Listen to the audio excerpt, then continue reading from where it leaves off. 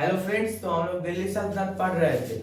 तो दिल्ली सल्तनत में हमने दो डायनेस्टी खत्म कर लिया था, स्लेव डायनेस्टी।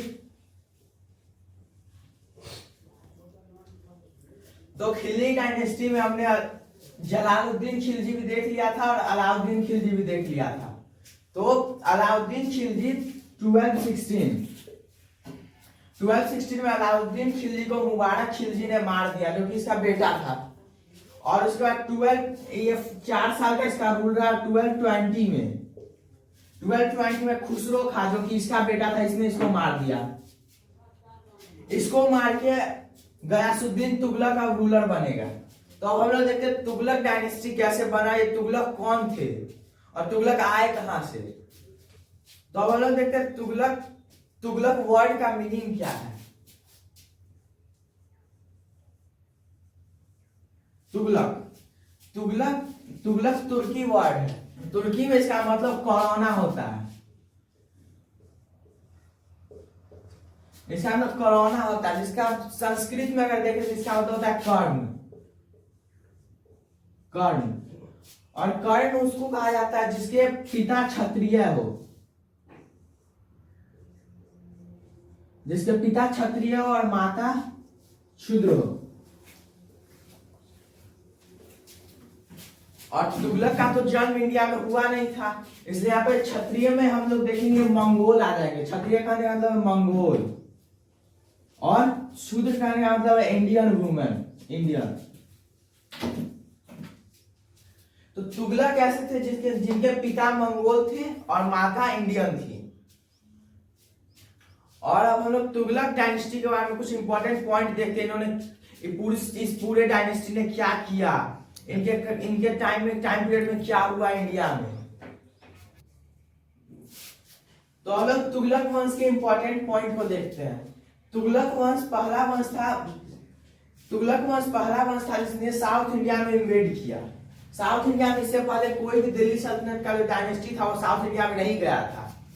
और ये सबसे ज्यादा दिल्ली सल्तनत में राज करने वाला डायनेस्टी यही था, जिसने लगभग 94 ईयर्स तक रूल किया। इनका रूलिंग टाइम लगभग 1320 से लेके 1414 तक था। और सबसे ज्यादा बार मंगोल का आक्रमण इन्हीं के कारण हुआ और इन्होंने मंगोल को काफी बार हराया। तो अब हम इनके रूलर्स को देखते हैं। तो इनके रूलर्स काफी आए। गयासुद्दीन तुगलक आए, मोहम्मद बिन तुगलक आए, फिरोज शाह तुगलक आए। हमें बस ये 3 ऊपर के जो वो काफी इंपॉर्टेंट है। उसके बाद लास्ट वाला नसरुद्दीन मोहम्मद आएगा।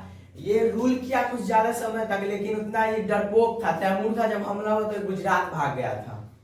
तो हम लोग सबसे पहले गयासुद्दीन तुगलक से शुरू करते हैं। तो हम लोग अब गयासुद्दीन तुगलक के बारे में देखते हैं। इसी ने खुसरो खा, जो खिलजी डायनेस्टी का राष्ट्र रूलर था, उसको मार दिया था। कई हिस्टोरियंस इसे सच मानते हैं, कई गलत मानते हैं। और इसने जब उसको मारा तो उसका ये सब नोबल से पूछा कि और कोई है इसका और कोई आगे का वंश है जो दिल्ली सल्तनत में राज करना चाहता है। तो किसी ने हाथ नहीं उठाया। कई हिस्टोरियंस मानते हैं कि इसलिए पूछ रहा था, जो भी हाथ उठाते उसको मार देता। और उसके बाद ये दिल्ली सल्तनत का पहला रूलर था जिसने सबकी अनुमति से रूलर बना था। सबकी अनुमति से रूलर बना था।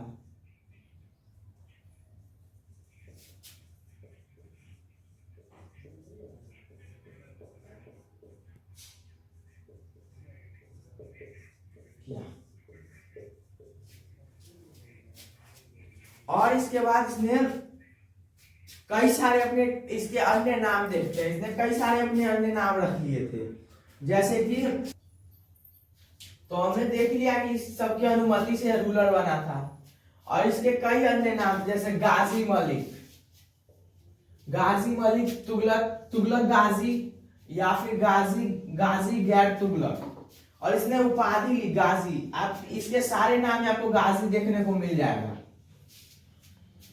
गाजी का इसने उपाधि लिया था। गाजी का मतलब था काफिरों का अंत करने वाला। और यहाँ पर काफिरों का मतलब था मंगोल्स काफी बार इसके टाइम में इन्वेड किए। और पाकिस्तान में एक मस्जिद है, पाकिस्तान के सिंध में एक मस्जिद है, उस मस्जिद में एक शिलालेख मिला है जिसके हिसाब से इसके टाइम में लगभग मंगोल 29 बार आए, 29 बार आए और 29 बार इसने उनको हरा दिया। अब हम लोग इसके, ये तो इसका लड़ाई था, किससे लड़ाई हो रहा है, इसका इंटरनल प्रॉब्लम और इसने कैसे रिजॉल्व किया वो देखते हैं। तो अब हम लोग इसका बाजार नीति देखते हैं। बाजार को काफी ज्यादा सुधारा था, क्योंकि जब खिलजी डायनेस्टी चला था बाजार में काफी ज्यादा गुंडे बढ़ गए थे और बाजार में करप्शन होने लगा था। विद्या जैसे कोई चीज 50 रुपए का था उसको 100 रुपए में बेचा जा रहा था। इसलिए ऑफिसर से वो ऑनेस्ट नहीं थे खिलजी डायनेस्टी में। सारे नोबल्स भी बिगड़ गए थे। राजा उसमें बिगड़ा हुआ था, राजा भी दारू पीता था, नोबल्स भी दारू पीने लगे थे। नोबल्स राजा का वैल्यू करना छोड़ दिए थे। इसने बाजार नीति के अंतर्गत बाजारों को काफी ज्यादा सुधारा और इसने अगर कोई ऑफिसर ऑनेस्ट नहीं है, उसने थोड़ी सी अगर कोई अगर ऑफिसर थोड़ी सी भी गलती करता था तो काफी ज्यादा बड़ी सजा दे देता था, क्योंकि उसके हिसाब से जो इंसान ऑनेस्ट नहीं है मतलब वो ऑफिसर बनने के लायक नहीं है। और इसका खेती नीति देखते, इसने खेती के प्रति काफी ज्यादा नीतियां लाई। जैसे कि इसका मानना था कि टैक्स को न बढ़ा के खेत की उपज बढ़ाया जाए, ताकि ऐसी टैक्स बढ़ जाएगा। इसके हिसाब से टैक्स ना बढ़ाया जाए, टैक्स ना बढ़ा के उपज बढ़ाया जाए, उपज को बढ़ाया जाए। इसके कारण उपज बढ़ेगा, तो ऐसे अगर टैक्स कम भी रखा तो उपज के कारण ज्यादा इसको मिल जाएगा। और इसने टैक्स को फिक्स कर दिया, 1/11। मतलब कहने का मतलब ये, अगर कोई इंसान 1100 केजी अनाज उगा रहा है तो उसमें का 1/11 तो उसका लगभग 100 केजी इसके पास चला जाएगा। बाकी जितना 1000 केजी बचा वो किसान के पास ही रहेगा। लेकिन इसने हिंदू के प्रति काफी कठोर नीतियां लाई। इसका मानना था कि हिंदुओं को इतना प्रेशर में डाला जाए कि वो रिवॉल्ट न कर सके और इतना भी प्रेशर ना दिया जाए कि वो खेती ही छोड़ दे। हिंदुओं को ये मानता था कि इतना प्रेशर,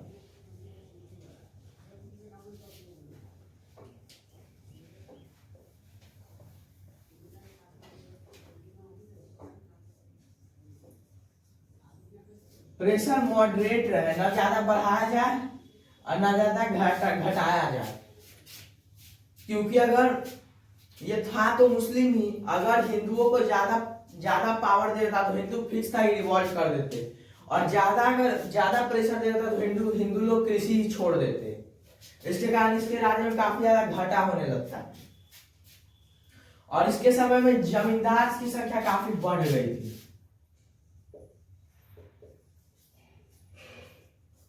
उस समय जो जमींदार टाइप के लोग होते थे उनकी संख्या बढ़ गई थी।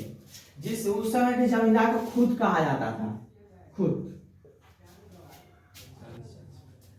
तो इसकी जितनी भी नीतियां थी उन सब नीतियों को रस्मे मियान कहा जाता है। जैसे हम लोग बोलते हैं ना कि मोदी जी ने ये पॉलिसी लाया, वो पॉलिसी लाया, उस वक्त इसको रस्मे मियान कहा जाता था।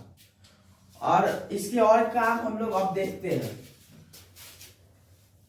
तो इसने नहरों का निर्माण करवाया था।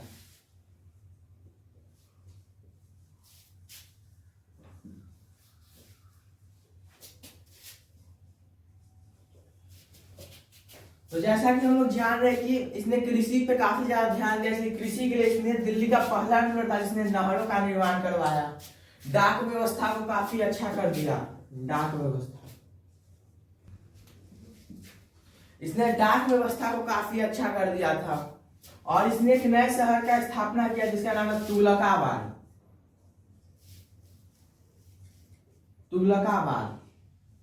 इसने एक नए शहर की स्थापना की जिसका नाम था तुगलकाबाद। अब हम लोग इसने राज्य को कैसे बढ़ाया साउथ इंडिया में वो देखते हैं। अब हम लोग देखते हैं इसने वारंगल विजय कैसे किया। वारंगल एक जगह है जो कि अभी प्रेजेंट में तेलंगाना में स्थित है। उस समय वारंगल का राजा रुद्रदेव था और गयासुद्दीन तुगलक के तरफ से जूना खान जो कि इसका बेटा था ये क्या था, इसके बेट जूना खां। जूना खां, जूना खां को ही मोहम्मद बिन तुगलक कहा जाता है।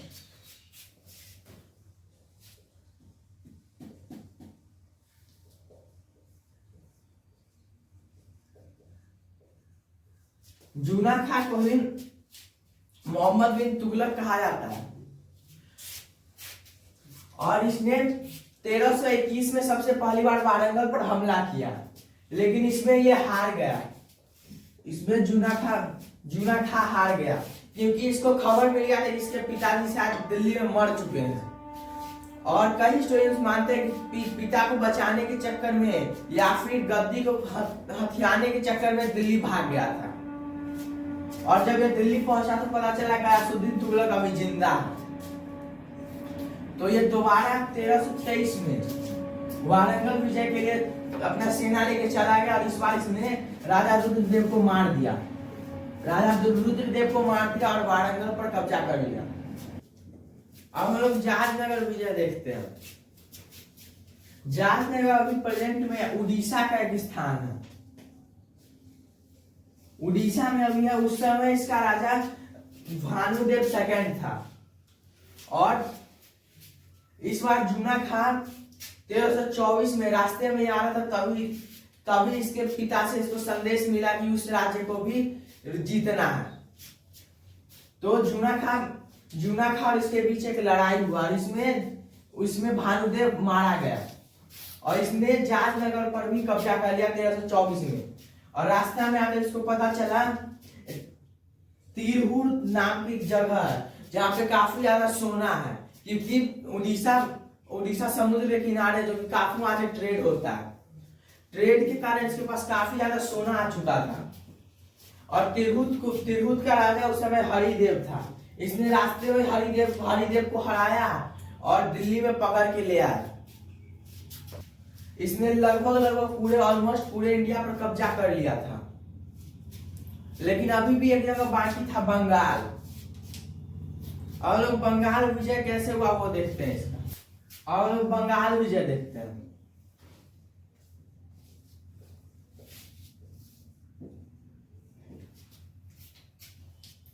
तो बंगाल हमेशा से एक फर्टाइल जगह रहा है। अभी भी बंगाल काफी ज्यादा फर्टाइल है। ब्रिटिश भी आए तो बंगाल में गए, क्योंकि बंगाल काफी फर्टाइल जगह है।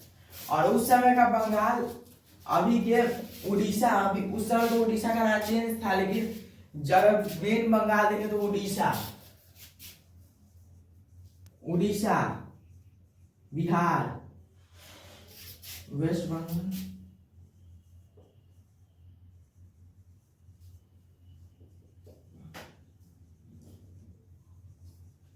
उस समय का बंगाल इतना बड़ा था। उड़ीसा, बिहार, वेस्ट बंगाल और बांग्लादेश को मिलाने के बाद एक बंगाल बन रहा था।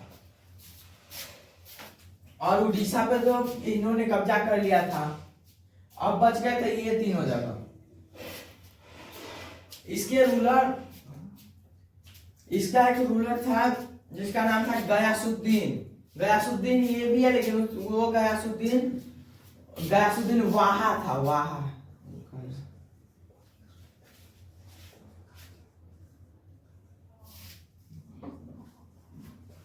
वो गयासुद्दीन वाहा था। उसने रिवॉल्ट कर दिया था दिल्ली के खिलाफ कि कुछ हो जाए, हम लोग दिल्ली में नहीं मिलेंगे। फिर भी जूना खां आया और इसको मार के बंगाल विजय कर लिया। ये 1324 की घटना है। और जिस समय तक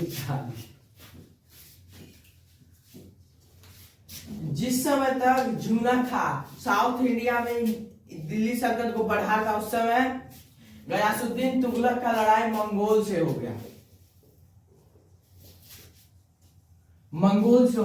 और मंगोल उस समय उतने पावरफुल नहीं थे, और गयासुद्दीन तुगलक ने इसको काफी आसानी से हरा दिया। और इतने सारे राज्य जीतने के बाद दिल्ली सल्तनत काफी खुशी का माहौल था। एक बार भव्य त्योहार जैसा पूरे दिल्ली को सजा दिया गया था। और गयासुद्दीन तुगलक अपने हाथी पे बैठ के पूरे दिल्ली का चक्कर लगा रहा था।